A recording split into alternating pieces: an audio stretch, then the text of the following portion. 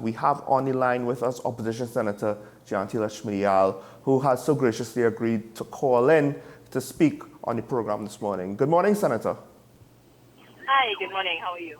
I'm doing okay. I know you have had a busy week and you have a busy Yes. morning, so we very much appreciate you taking the time to still engage with us one day for the week so that we could kind of hear your insights. I always do find that your insights are pretty much spot on. I don't think I've ever disagreed with you. Maybe today will be the first time. And you Okay, always well, let's provide see. us some good insights that we won't have ourselves. Right. So, are you hearing me clearly? Because I'm in the car. I'm sorry, I have caught in Port of Spain, but I hope you're hearing me clearly enough on the phone line. I think you're clear. If we could just boost the Okay. Senator's volume a little bit. So, Senator, I'm not too sure where you want to start off because a lot has happened this week in Yes. Parliament, in the Senate, and last night. Well, I'll start off by saying this. Last week, Thursday, the 18th of May, a decision was handed down. And I think it's a crying shame that it took a week to actually hear from the powers that be as to the status, effect, and the plan going forward from the government. The people who claim to be in charge, the people who want you or the population to keep them in power, vote for them, keep them in local government, and clearly their ability to manage the affairs of the state is compromised. I think they were like some fish out of water, which was very surprising. I don't know if you had a chance to catch the opposition press conference, myself and my colleague, both in the parliament and in the profession, MP Rambali. You know, we went into a lot of detail about what this judgment meant, but also that, you know, the parties to the matter would have had what we call an embargoed judgment, which is that the judgment is disseminated by the Privy Council in advance in order to give the parties an opportunity if you need clarification, or if you need to proofread it, and so on. And on Thursday, when the judgment was handed down, we expected a much more definitive response from the government. I think that in times of uncertainty, people look to our government to take charge.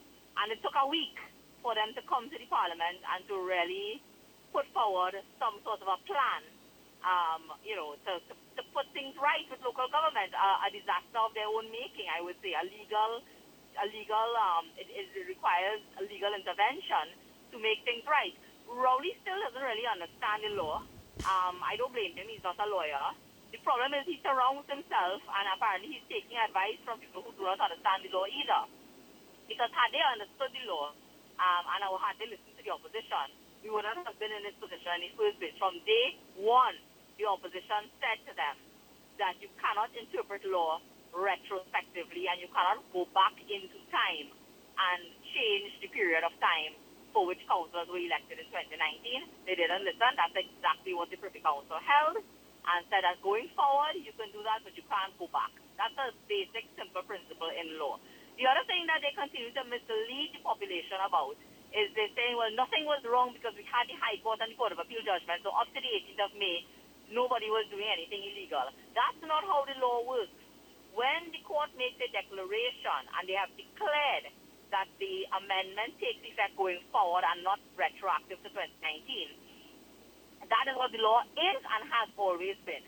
So that declaration means that everything done from the 2nd of December was in fact illegally done and now has to be validated by an act of parliament. So on the one hand, they think we come into the parliament to validate. But on the other hand, they think, well, you all didn't do anything wrong, you know, everything that you did up to the 18th of May was correct. Those are two contradictory positions, which Rowley doesn't understand. The Prime Minister is not a lawyer, and he doesn't understand the technicality of it, perhaps, or he's willfully trying to mislead the population. I'll give him the benefit of the doubt and say he doesn't understand, and I don't think he has proper legal advice to explain to him the effect of whether it's 2 or 3 or 4 or 10 or how many ever judges in the Privy Council, because apparently those numbers matter to them.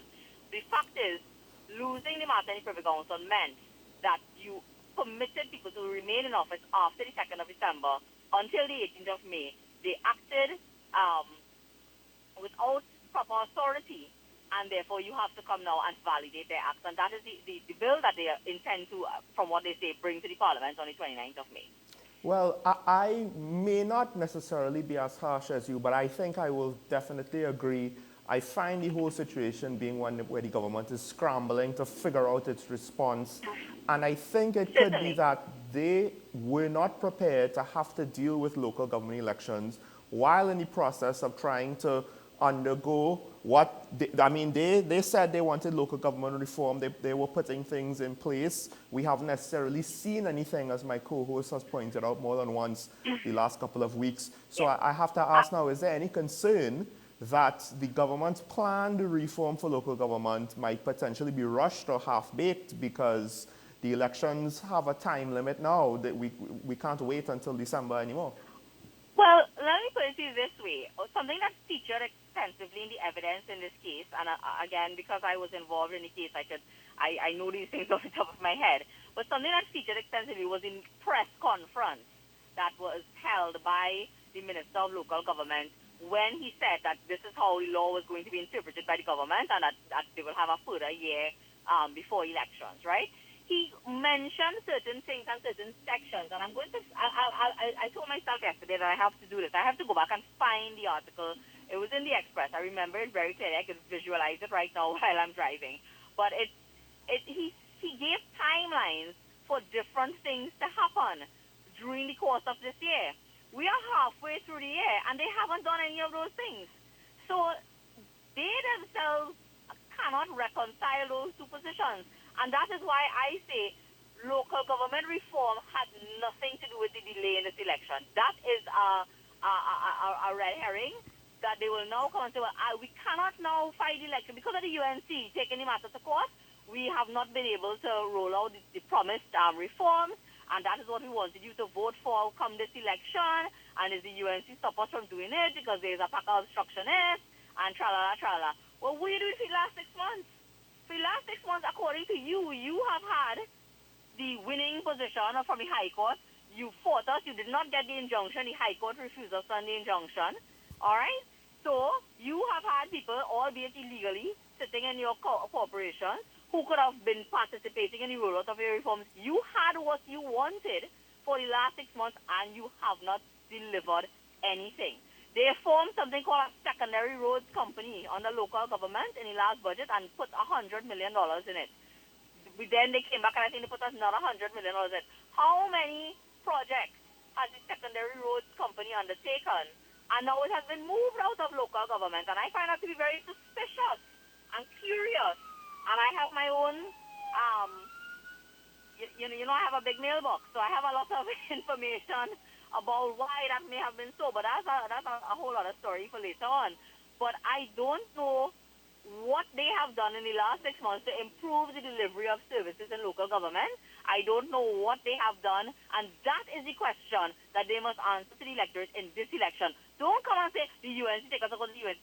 You yourself are saying that up to the 18th of May, you won. You had all the power, you had all the authority, the Court of Appeal, 3 judges ruled in your favor, and you could have done things. What did you do from when you made your announcement that you were putting off the election at the beginning of November in order to facilitate reform, and the 18th of May when you were told that you had to call the election? What did you do to bring local government reform to the people? And the answers, I think, that the population will get if they ask the right question is that they have done nothing. Well, I Senator, will tell them, yeah. just Sure, before we run out of time, I do want to go back to one of the things that you mentioned. And when Karen was on the show on Wednesday, she made it a point to emphasize her disagreement, and that is to put it lightly, with regards to, well, at the time it was the AG, and I can't remember. I think, the Prime Minister, whether he did it in, I can't remember what day the Prime Minister's presentation was, but he also did it. Yes, it was at the same time, Prime Minister. Trying to group the appeal court judges with the Privy Council judges, as though the opinions have that's what you call somewhat... shamefaced. Listen, that's what you call trying to take shame out of your face, to put it lightly. No, but Anybody but would but raise their is there is yeah. there any risk of undermining the authority of our final courts of appeal with Yeah, the of course. And but they executive? have tried to do that. I heard that last night on the platform. He referred to the UNC as those colonialists, right? Of course they will, because they lose at the Privy Council. They have all the little PNM sleeper cells have come out and writing in the press about, well, the Privy Council, and it's time to remove the Privy Council and get the CCJ and da da da da. At the end of the day, the Privy Council brings a wealth and depth and breadth of experience that is unmatched around the world to the deliberation of legal matters. And that's the point. Whether they are colonialists or not is not the issue. The issue is the experience of that court. The issue is their removal from the political fray. When we had a debate in the Senate about the CCJ, I made the point, and one independent senator got up and said, we're not seeing any influence there, we're not seeing any influence there. And I took them through the point that it is the Chief Justice of Trinidad and Tobago who is selected by the political directorate through recommendations and consultations or whatever, who will then eventually appoint judges in the CCJ. That is the political connection to the CCJ. And I make no apologies. I have the greatest of respect for our CCJ judges. And I make no apologies though for saying that the potential for political influence is there. I'm not saying they are politically influenced, mark my words. But the potential is there. The potential is also there for people who sit in the CCJ to have a particular political view and a political Biases. aspiration. When you go, of course, when you go to the Privy Council, it's people who, as I said before, they don't know what is a PNM and what is a UNC. They don't know. They know they are political parties and that's it, but they don't know who is Kamala. They don't know who is Dr. Rowley. They don't know who is anybody. Who is Lutchmedial, who is Faris, who is Armour. They don't know. And that brings and it lends a level of independence to judicial deliberations that you ought to have, and especially in politically sensitive matters. Now, the PNM have embarked on a campaign against the Privy Council, and of course what they are trying to do is to say, our brilliant local judges have ruled in our favor, and these colonialists run to the white man. Run to the white man to undermine our local government reform. That's the message that they're trying to send. It is dangerous. It is uncouth. It is unbecoming of a prime minister. But then again, the prime minister stood up on a platform and basically said that bail for murder must remain the thing and interfere with the judiciary. And, basically sending a message to our judicial officers of how they should determine cases. That's what the PNM are about. They do not respect the separation of powers. They do not respect constitutionally protected offices like the office of the DPP. That's just how they are. That's how they operate, and that's what they're doing. And so this is no different. They're trying to undermine the authority of the Privy Council. Well, to close, separation of powers is a topic for different reasons that I think leads me to constitutional reform. I do think that our system, which is based off of a system which is then based off of another system, and Sure. the originating country had a unique set of circumstances that neither of the subsequent countries down the line have. Yes, correct. Is this just one more sign that we do need to rethink how we arrange, how we vote in, what the structure is of our government, executive, legislature, judiciary? United Kingdom, again, whose model we are, based, the Westminster style model. They don't have a written constitution. We have a written constitution. But they have also they have certain types of arrangements, and we sort of adapted to suit, and things are named differently, etc., etc. The point is this: in 2005 or 2006, they had a massive reform, constitutional reform, where they sort of separate and to try to strengthen independence, so that to remove judicial officers, and they call them by different names and so on, that they will not sit in House of Lords, they wouldn't this, they wouldn't that. They really try to insulate the three arms of the state a little bit better from each other. I do believe that we still have a sort of incestuous system. I don't like the use of that word, but I can't find a better word right now. But it is a bit, there is a bit too much overlap. For example, one of the things that people do not understand is that, save and except the very specific circumstances where you need special majorities, the government will have their way in the parliament because they have a majority, and they will just simply use their majority to push their way through with anything they want. And the most that the opposition could do is talk about it. But people, how I get this all the time via social media. Why always opposition? Always a waste of time opposition. Why always take this to court? You can't take something to court unless it requires a special majority, and the government use their majority to push it through. That's just a simple fact. If something is simple majority legislation, the government will have its way. And there's a saying, the government will have its way, the opposition will have its say. That's exactly what we do. We have a say.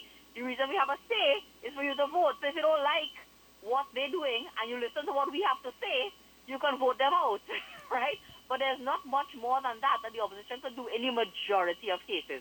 In the cases where we can do something about it, where we view the breach of the law, where we view that there's been a wrongful interpretation and application of the law, we take it to the court. And I think that is the when people say we celebrating or whatever, it's not we celebrating. No. We are demonstrating to the population that we stand in defense of the rule of law all the way to the Privy Council. We have gone the full gamut. I will tell you this.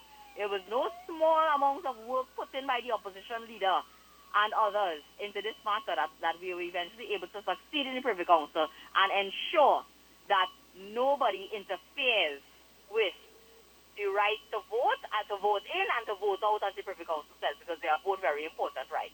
And that you can't come and make law and go back in time and change the period of time for when someone was elected. And that was a very, very, very, I think, important victory for the people of Trinidad and Tobago. This is bigger than the UNC. It is bigger than Harvey Bargov and Mirage. This is a victory for people, because if you leave those things and you allow a precedent to be set with those types of that type of interference with municipal corporations or any other type of election, you are on a slippery slope and you don't know what next. So I think it was important for us to take a stand, and that's what we did.